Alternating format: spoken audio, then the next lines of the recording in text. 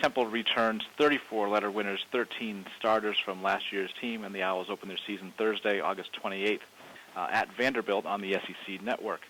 Coach, thanks for joining us on the call today. If you could take a minute to kind of tie up your spring and how that went, and tell us what you expect to see this summer as you head into the start of the 2014 season, please. Well, first of all, thanks everybody for listening to us. We're obviously coming off we're coming off a really good spring. We appreciate the fact that our kids worked hard.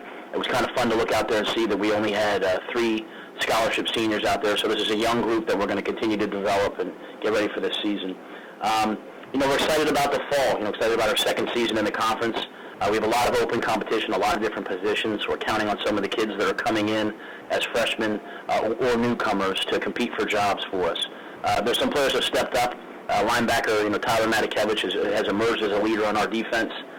Center Kyle Friend, quarterback P.J. Walker, and our running back Kenny Harper have all been guys who have really cemented themselves as leaders and starters for us, and so it's nice to have some certainty as we also open up some other positions to competition. So with that, we're beginning this new summer structure, excited for the fall, excited to compete in what has proven to be a tremendous conference. Any questions for Coach Rhule, please? Hit *1 on your telephone to join the queue. The operator will introduce you. We'll take our first question from John DeCarlo with owlscoop.com. Hey, Matt, how you doing? Hey, John, what's going on?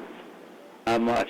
Hey, I know you mentioned some of the guys that you can typically depend upon there, but in your eyes, who else really helped himself this spring when you got a chance to kind of settle things down, look at the film from the Cherry and White game and everything? Who else really stood out aside from Kyle and Tyler and those guys?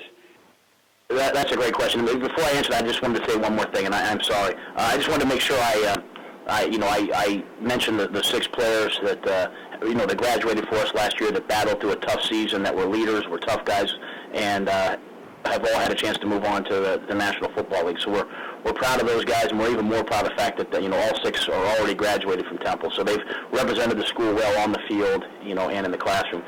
With regards to the guys moving forward, I think some players emerged as being guys that are going to be, really strong players for us. On the defensive line, Matt Ioannidis, Hershey Walton, really kind of coming off the season and their first time really playing.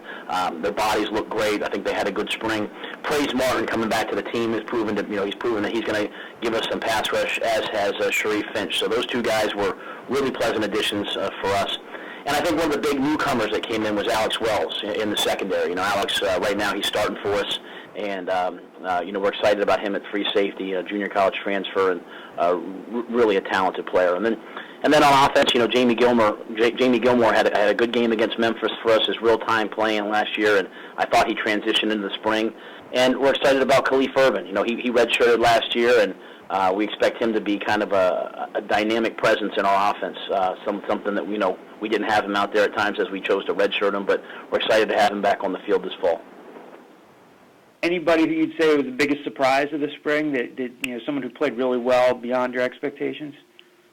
That's another great question. There's probably a couple. I would say that Marshall Ellick as just a true freshman coming in this spring who walked on and showed up. He's 5'11", 6 foot, runs 4.4. So we're excited about his future development. I'm not sure that he'll be a starter for us this fall, but we think he'll help us in some ways and do some really good things. I think Avery Williams on our defense and Stephon Marshall, moving them from safety to linebacker, trying to develop the speed of our defense, and I think those guys really brought a new element to us on defense. Thanks. We'll take our next question from Henry Clay with CBS Radio Sports Philadelphia.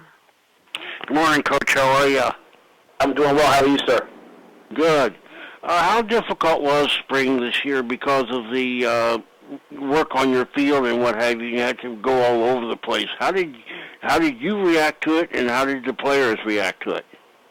That's a great question. I thought those guys were extremely mature about it. We made them they had to be at the building by 5 a.m. The buses left at 6 a.m., headed over to Camden. I thought the people in Camden were absolutely fantastic to us. The facility at Farm Park was excellent. It's really not that far. It's only about 15 minutes away, but I just think our guys handling, I hate to call it adversity because, people in real life have a lot of adversity, but just some change to their routine.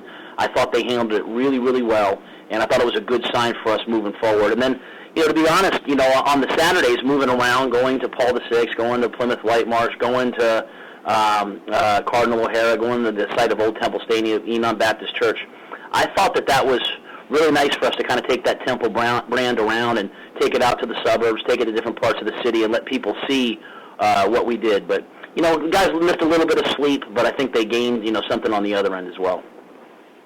And you talked about the leadership on your club. Obviously, coming off the season that you had last year, and speaking of Tyler Malakavich and a couple of those guys who really stepped up last year, how much more can they step up this year?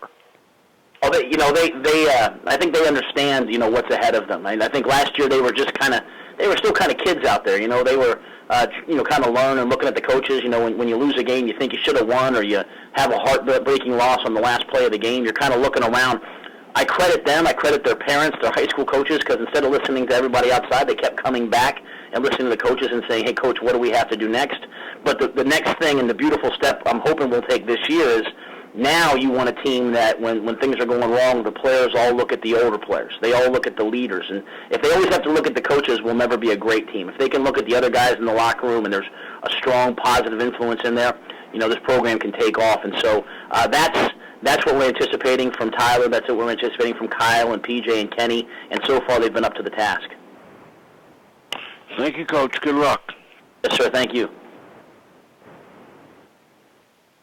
We'll take our next question from Zach Gelb with Whip Radio. Hey, Coach. How you doing? What's going on, buddy? Nothing much. Real quickly, you lose some pieces on offense with Ryan Alderman, Chris Coy, and Robby Anderson. Robby was a big threat in that red zone. How do you plan to replace that offensive production, especially inside the 20? I don't know that you can really replace those guys. I mean, Robby proved that he was a really talented player. Aldi was really dependable, made a lot of catches, and Chris, when he was healthy, had some big plays for us. There's some guys we're counting on. Ramon DeLoach played as a true freshman under Steve, and we redshirted him last year after maybe like the first 2 or 3 games. He had a knee and couldn't come back and play. And we're expecting Ramon to be a big, physical, 6'4" receiver down in the red zone. We're expecting, again, I mentioned Khalif. We're expecting our backs. Some other guys that are maybe lesser known. Wanemi Amuso played really well for us until the Cincinnati game where he, messed his knee up, and now he's back. So there's kind of a collection of guys we're waiting to see them. I know they're going to produce, but step up, and then who becomes kind of that guy, the guy that on, 3rd and 4, 3rd and 5, 3rd and 6, you can go to, he's going to find a way to get open. Is that Sam Benjamin, who broke his collarbone at Notre Dame and redshirted? I don't know who exactly it is. I know we have Jalen and John Christopher, who have been really, really good players for us, but some of those other guys are going to have to step up, and that's what the summer and the fall camp is about. And final question for me. I know you mentioned Praise Martin Aguike, and we know the unfortunate things that he had to go through, but you've known him for a while. With him just being back, how's his confidence level right now in his play after missing all that time? He's dealt with a little bit of a sore back at times. I think maybe he got a little heavy during his time away, but I thought in the spring, as he kind of got his legs underneath him, we moved him from linebacker to defensive end, and I just saw visions of having a guy that could really get to the quarterback and played really hard. So I think after this summer, the summer of training and conditioning, he'll be ready to go full tilt by the fall. All right, thanks, Coach. Have a good day. Hey, thanks, Zach. We'll take our next question from Shannon Owens with Orlando Sentinel. Good afternoon, Coach. How are you doing? I'm doing well, Shannon. How are you? I'm doing great.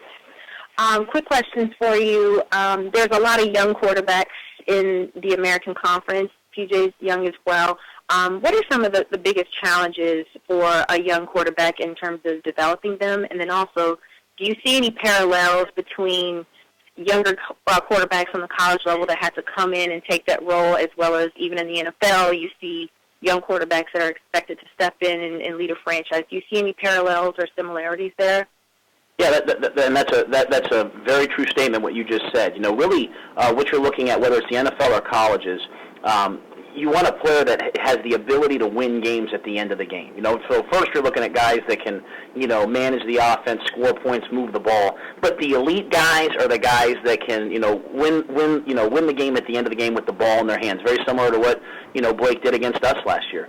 And so that's what you're looking for in college, and that's what you're looking for in the pros. And that's why the great ones, the guys who, win the Super Bowls at the end of the game, or, the Bradys, the Montanas, the guys who have experience. They've learned from their mistakes.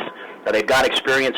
It's very hard to replicate that in a freshman or sophomore. Quite often they have to kind of learn from their own mistakes. And so as a coach, what you have to do, in my opinion, is you have to speed that development up as much as possible.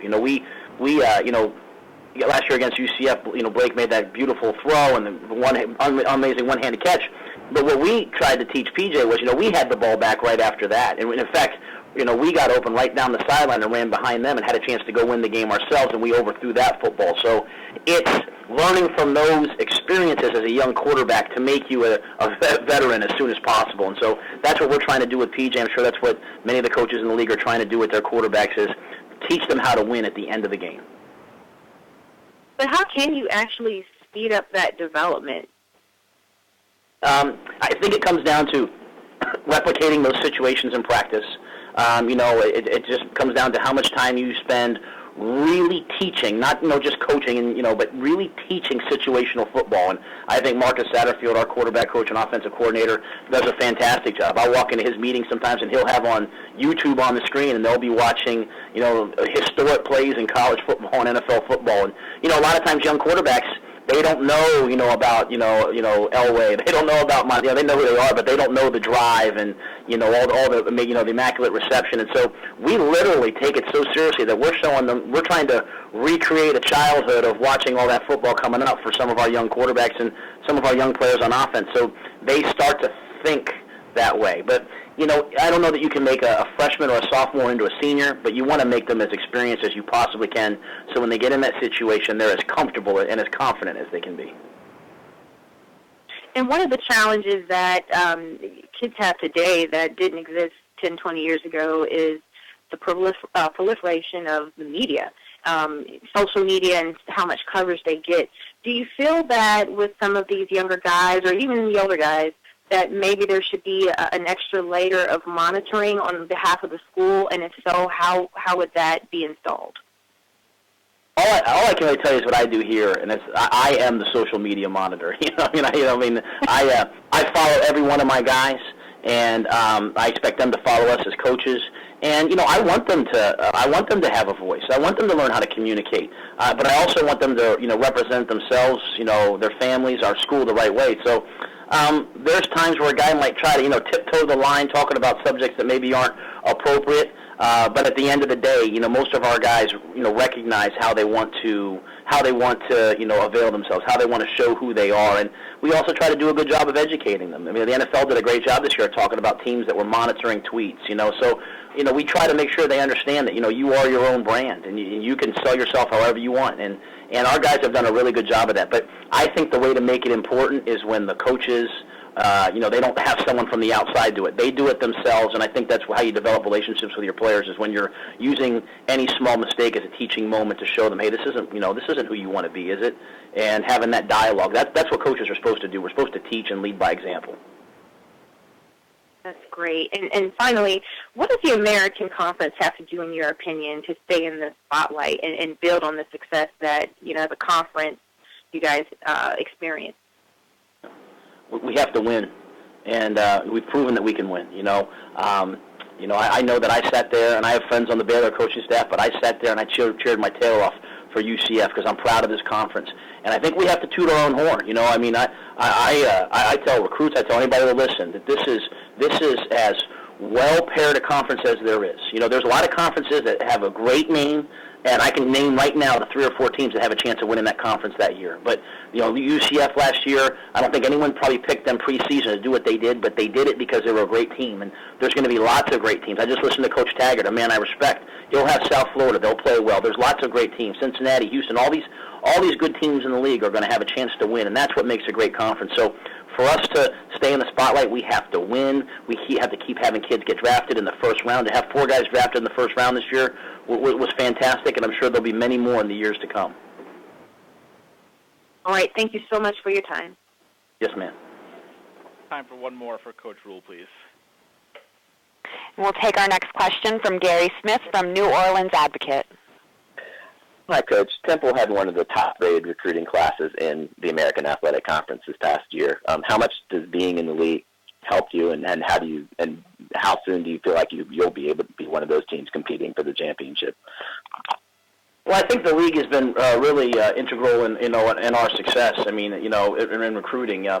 The fact that we're on TV, that we signed the great deal that Mike and those guys, arranged with ESPN, the fact that the games are going to be televised, the fact that we're playing in these major media markets. We went from being kind of a regional recruiting operation to recruiting a kid from Colorado, recruiting a kid from, kids from Florida, from Mississippi, because, their families are going to be able to drive a couple hours and see them play once or twice a year. So I think the, regional, almost national appeal of the conference, while we don't necessarily always recruit against each other, I don't know that I recruited against SMU or Houston, the fact that we're playing down there helps us maybe recruit somebody that has ties to that area. So I think the conference has been outstanding for us. And, I think we were a team last year that showed glimpses of a bright future. We played a lot of young kids. We had the lead, or were tied for the lead in the fourth quarter, the last 6 games of the year. And, and we're still young. We only have 3 scholarship seniors heading into next season. So, we don't make predictions other than I know we're going to be a lot better than we were last year. Thanks. Yes, sir. Coach, thanks so much for the time today. We look forward to seeing you in Newport at the end of July, and look forward to the 2014 season with you. All right. Thank you, guys.